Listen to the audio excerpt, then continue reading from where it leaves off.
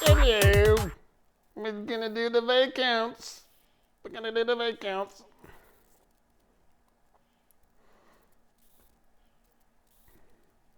Otherwise Kingdom. Otherwise Kingdom.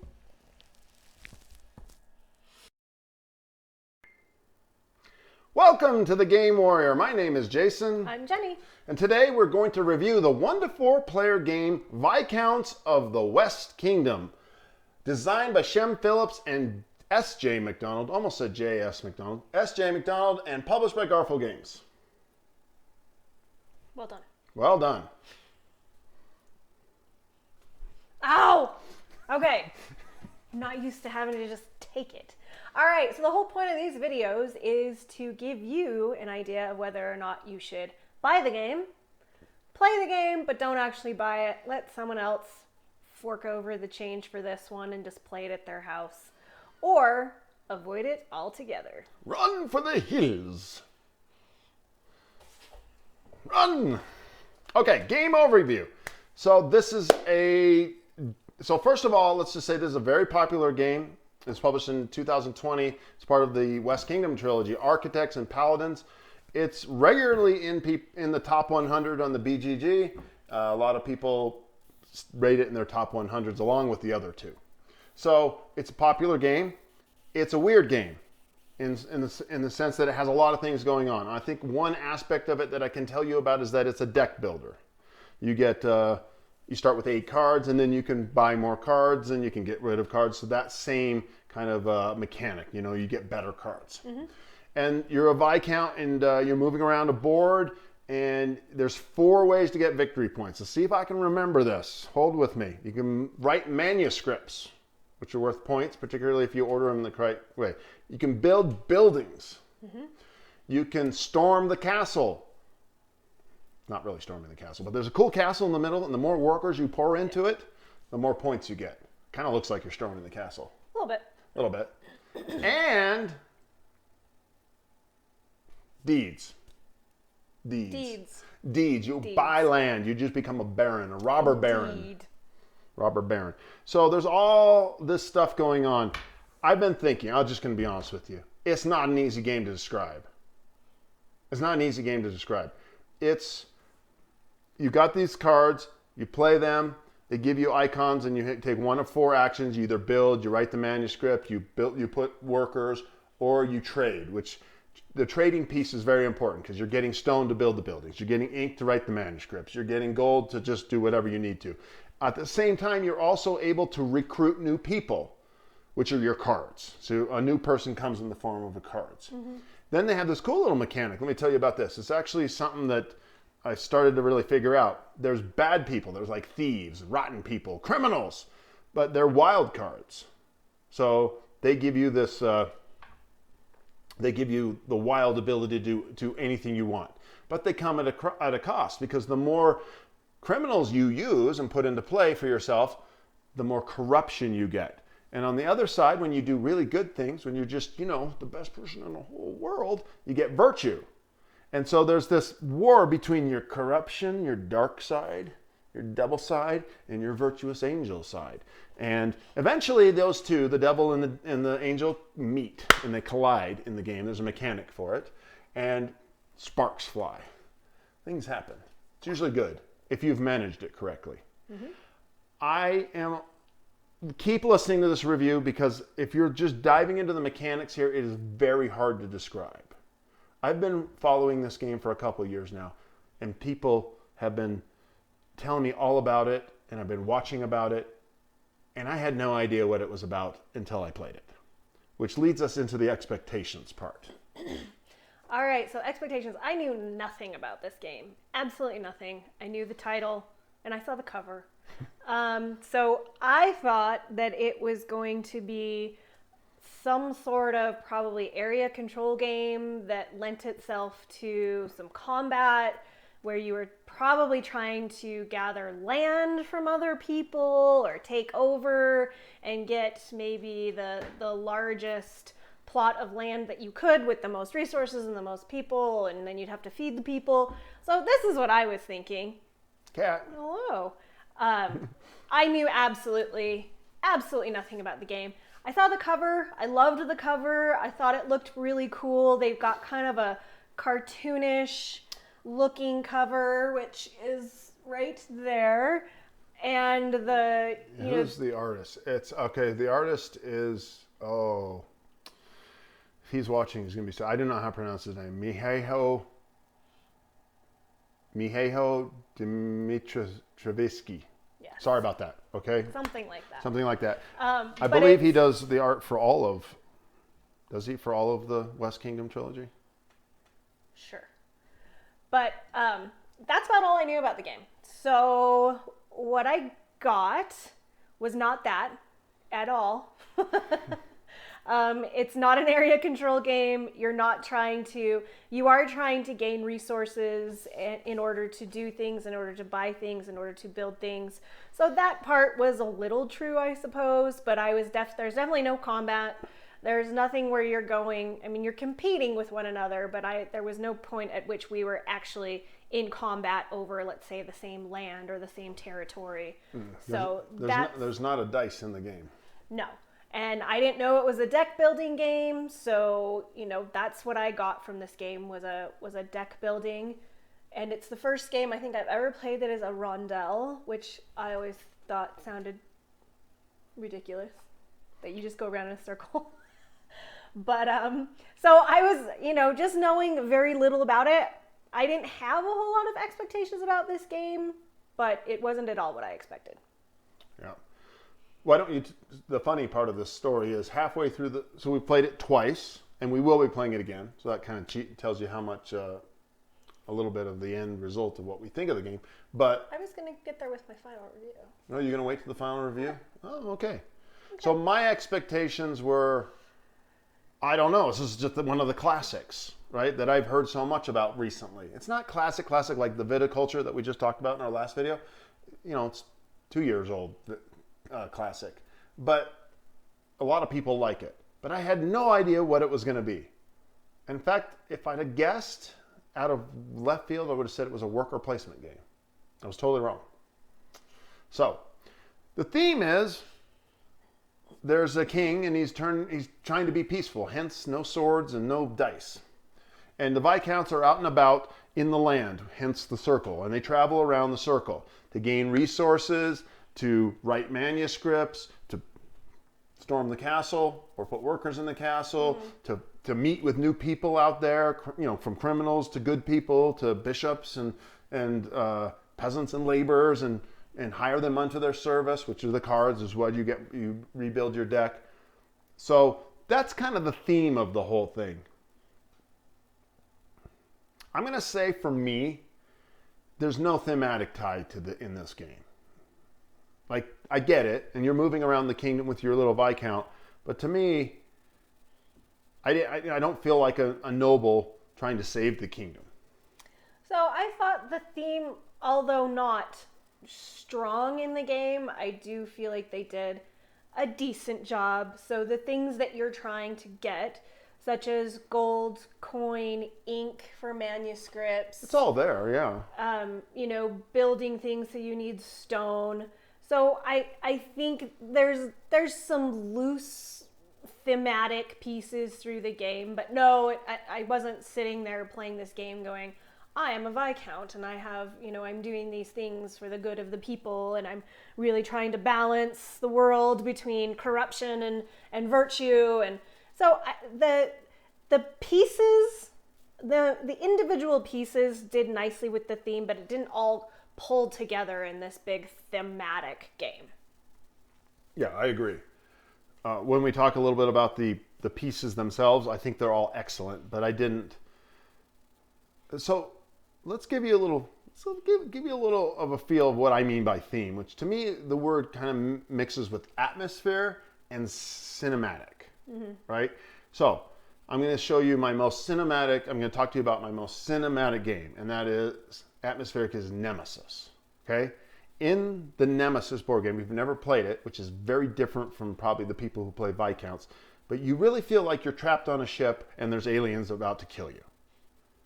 It just gives you that nervous feeling. So that's a thematic game to me. I did not feel thematically like I was a noble, right? And you're not supposed to, I don't think. But I just wanted everyone to know about the theme. Okay, tell us about the components of the game. Aesthetics. Yeah, so the aesthetics, the artwork is really fun. I like it. Again, it's kind of cartoonish, kind of caricatures of, people in whatever time period, kind of feudal time period, medieval. Yeah. So they've got, those long kind of hawkish faces with the hooked nose and the big kind of droopy eyes, or the women that are incredibly voluptuous and their breasts are like right under their chin. So the artwork is really fun. I enjoyed that a lot. The rondel, I think, is nicely done. I think it has a lot going on the rondel. So when I think of a rondel, never having played one, I was like, this sounds kind of silly and simple. It was not. It's actually very complex, the way you can move back and forth and weave and do different things in the game. You never get the sense that you're just going in a circle. It's No, like you're exploring a big kingdom. Yeah. It's deep and big enough for that. Right. And then you have, you basically have meeples, which are great. They're perfectly fine. So you've got workers, you got the Viscount who's on this big horse, and it's well made. So your horse is trotting around this rondel and it doesn't tip over. It's a very solid meeple and it's very large. So you know which one is yours. There's buildings that are meeples as well, and workers. And so I think the aesthetics and the components of the game are very nicely done. We have cardboard money, and then the other resources like gold and ink are just little meeples. So I thought it was great, and I love the artwork. I think it was really fun. Yeah. Let me give this, I'm going to jump ahead. It is available on Amazon. It's about $47 right now. So, and then there's other stores as well. So it's a widely available game, fairly affordable. If it were me, I love all the wooden components in games, but I have gotten to a weird point where cardboard money, I just want to chuck that and burn it and get me some metal coins. You don't love the sound of cardboard money as it hits the table? There's so much more fun. I don't. It's more fun. It's even, dare I say, funner to have metal coins. Now, if you were to deluxify this game, which I'm sure some people out there have done, the little pieces of wood for stone, you could have little, nicely stone. You could have little ink pots, and you could have had pieces of gold, right? So it could have been deluxified. I don't know why I like that stuff. It's not necessary for but this it's game. Not necessary for this game. No, I mean, I think it's perfectly fine the way it is. Yeah, and then. Okay, let's talk a little bit about game length. So the first time we played it, we missed a rule, and I started to think this game's never going to end. And I was just getting my butt kicked. Like, this isn't going to end. And second time, in fact, we played it immediately after again because we're like, okay, there was something here. We like this. Let's figure it out. And we dug in a little bit. We realized we had made a little bit of an error, which slowed it down. We fixed that, and it actually, in game time, having a second game, it was less than 90 minutes. Mm-hmm. And I guarantee, I think if we went and played this right now with no interruptions, it'd be an hour. Yeah.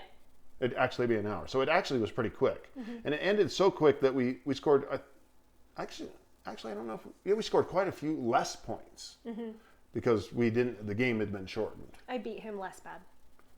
Just kidding, he beat me. I beat him, so we're 1-1. I was like, let's play it again, because I got to get to the 2-1, right? It was great. So, okay, replayability. The board can change, so the rondel circle board can change. And I guess I should stack replayability with tactics, but before we get to that, let's go to ease of play, because that's a topic of interest for people. Mm-hmm. This was not easy. So again, I wasn't the one who learned the game. Jason learned the game. He taught me the game. And even with that, I was really lost for a good half of the game. I understood that I was moving around a board and I was gaining things and I was buying cards, but I had no idea how this whole point system was going to work. I had no idea actually how and when the game was actually going to kind of light on fire, because it just felt like nothing was really happening for quite a while. So it is not an easy game to learn. Again, the board is actually quite complex, and the way that your movement on the board interacts with the cards that you play, and then those also interact with what you can do when you land on your final spot. So it's a very complex game, and I wasn't really expecting that. Yeah. Yeah, it wasn't that hard to learn. There's a really good, I wish I remembered his name, but there was a guy who did a really good video, and I watched the video, read the book, and those in conjunction. Though I will tell you, after having done that, Jenny came and sat down, and she's like, "Do you know how to play?" I was like, "No, but let's go." Right? I mean, like, no, let's just go. And I mean, it was that first half of that game. I didn't know what I was doing. I didn't know at all. I was just, well, I know I can move. And then we started to reference the book, and the book, except for in one instance, was very good. And so everything was just there. Yeah. Right. And so I was really pleased with the rule book. I was pleased with the thing. And then if you're like us, you just dive into it. Just go. Yeah, you'll figure it out. This would have been one of those games where you're like, you would have like a friend to teach you. Mm-hmm. But we just dove in. So. Okay, I'm going to talk about tactics and strategy. This game feels super deep to me. And I think it's got a couple expansions. I can't imagine why you would want to play with an expansion at this point in time. I feel like it would take some serious gaming.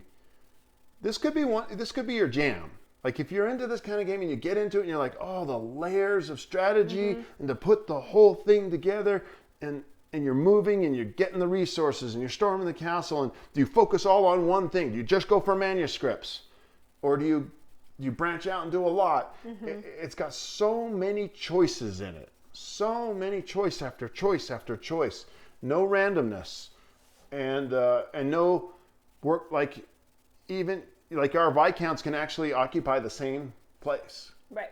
There's a little bit of a benefit that happens to the person who was there first. Small, tiny little benefit. Mm-hmm. But so you could just do your thing 90% of the time. And the only time where someone could get you is if you were going for a certain manuscript, because each one has different point values, right? And you're going, I'm going to get that one. And maybe she jumps in and buys it first. But it actually never happened. Mm-hmm. I don't think she never took something I wanted, and I don't know that you took anything I wanted. Did I say that the same way? And I think that would definitely change with the more players that you add to this game. It would become you'd have more people jumping in front of you and gathering the things, the resources that you want. And there's different sides to the boards for higher player count. I got to say, this played perfectly at 2. Yeah. I mean, we've been kind of looking for a game that we can do in an hour. Mm-hmm. Right? This 2-player game that we can do in an hour. There's a little bit more setup for this one than I think we were thinking in terms of that quick game. But still, I think we could get good. And the game has the ability to get good at it. That's what I like that, right? Like maybe I play 10 times before it finally clicks and I just know how to win. But I don't know. I like a game that has that depth. Yeah. Okay. Anything else to say on this? Okay.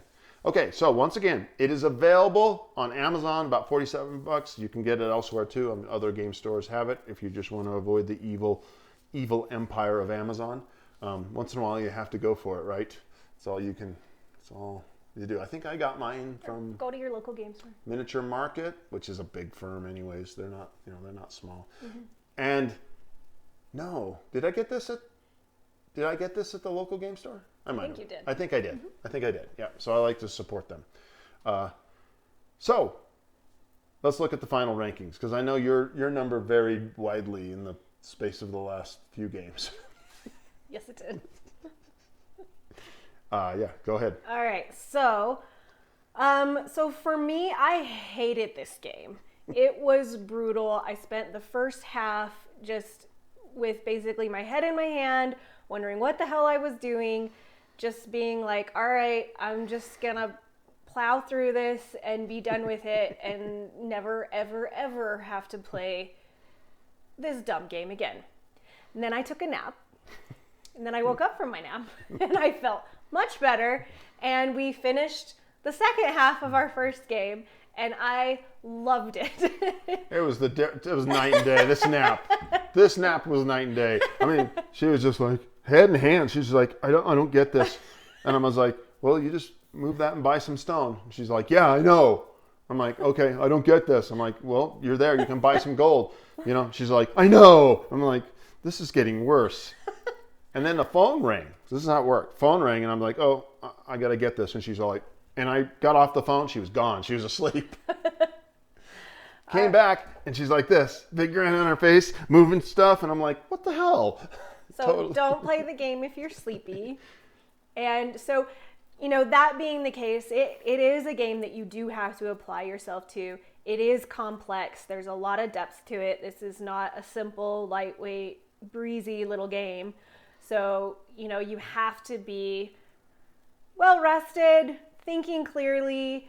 So again, after my nap, things really started to fire up for me and my brain started kicking in and it was incredibly fun. I really appreciated the complexity of it, all the different things that you could do, the fun different, it's kind of like it's just layered with all these different things that are going on that get triggered during your turn. And so I think it's a fantastic game, so much so that the minute we finished our first game, we turned around and we played it again. So that's how good this game was. So I am giving this game an 8. An 8. Very good. You enjoy playing it and would suggest it. Mm-hmm. Yeah, within the context, I can tell there's people who would hate this game. We were talking of all our friends. Who would like it? Who wouldn't? Who wouldn't? Right? We know some people that would like it, and we know some people that wouldn't. But I was a little surprised that I like it. You know me, I am guns blazing. I want to kill some. I was Viscount of the West Kingdom. That means King Emperor of the West Kingdom. I thought I was going to lay waste. My noble peasants were going to be raised to knights. Jesse James of the West Kingdom.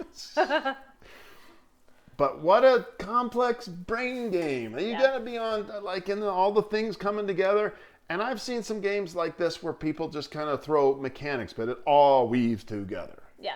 Weaves together. There was nothing clunky about it. There was nothing that felt like it was a little bit jarring. It all flowed very well, even with how complex it was. Yeah.